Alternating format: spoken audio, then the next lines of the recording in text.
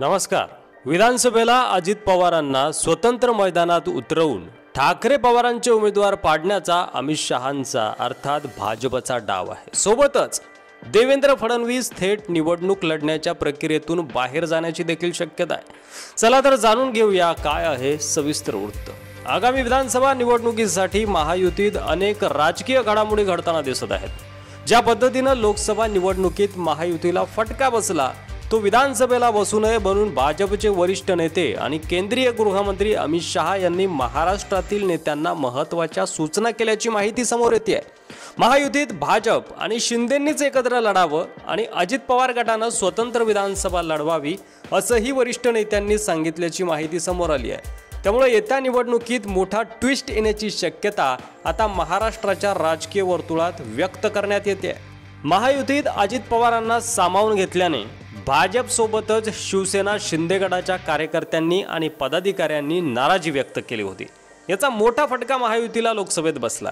ज्या उमेदवारांनी 2019ला एकमेकांच्या विरोधात निवडणूक लढवली होती तेच उमेदवार आता एकत्रित आले आहेत।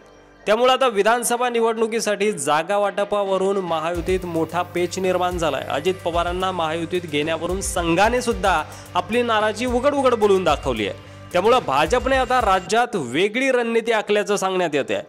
महाविकास आघाडीत तिन्ही पक्ष एकत्रितच लढणार आहेत हे जवळपास निश्चित मानलं जातंय। त्यामुळेच भाजपने नवी रणनीती आखल्याचं बोललं जातंय। यानुसार भाजप आणि एकनाथ शिंदे गट यांनी विधानसभा निवडणूक एकत्र लढवावी आणि अजित पवारांनी स्वतंत्र विधानसभा निवडणूक लढवावी। ज्या मतदारसंघात अजित पवारांचे प्रभावी उमेदवार आहेत त्यांना इतर दोघांनी पाठिंबा द्यावा आणि महाविकास आघाडीचा उमेदवार पाडावा।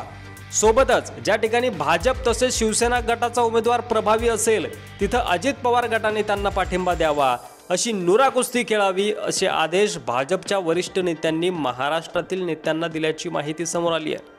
भाजपने आखलेल्या या नव्या रणनीतीमुळे शरद पवारांसह ठाकरे आणि काँग्रेस अडचणीत येण्याची शक्यता आहे। कारण एकाच मतदारसंघात अजित पवार गटाचा उमेदवार, दुसरा भाजप किंवा शिंदे गटाचा तर तिसरा महाविकास आघाडीतील असा तिन्ही पक्षाचा उमेदवार असणार आहे। त्यामुळे मतविभाजन होऊन त्याचा फायदा महायुतीला होईल असं देखील बोललं जातंय आणि असंच गणित अमित शहांनी आखलंय असं देखील दिसतंय। त्याबरोबरच निवडणुका पार पडल्यानंतर अजित पवार यांनी पुन्हा महायुतीत यावं असं देखील ठरल्याचं समजतंय। त्यानंतर विधानसभेच्या निवडणुका पार पडल्यानंतर मुख्यमंत्री कुणाला करायचं हे ठरवू असं देखील ठरलेलं आहे अशी माहिती देखील सूत्रांनी दिली आहे। यासोबतच देवेंद्र फडणवीस भाजपचे राष्ट्रीय अध्यक्ष होणार अशी देखील चर्चा आहे। तसं जर झालं तर देवेंद्र फडणवीस निवडणूक लढणार नाही आणि राज्यात भाजपच्या नेतृत्वात बदल झालेला आपल्याला दिसेल। त्यामुळे सध्या तरी महाराष्ट्राच्या राजकारणात जोरदार घडामोडी सुरू आहे। यावर तुम्हाला काय वाटतंय? अजित पवार स्वतंत्र निवडणूक लढतील का? अमित शहा यांनी केलेलं हे प्लॅनिंग यशस्वी होऊ शकतं का? देवेंद्र फडणवीस भाजपचे राष्ट्रीय अध्यक्ष होऊ शकतात का? तुमचं मत कमेंट करायला विसरू नका आणि असेच संबंधित व्हिडिओ पाहत राहण्यासाठी मराठी मंडळीवर नवीन असाल तर सबस्क्राईब करा। धन्यवाद।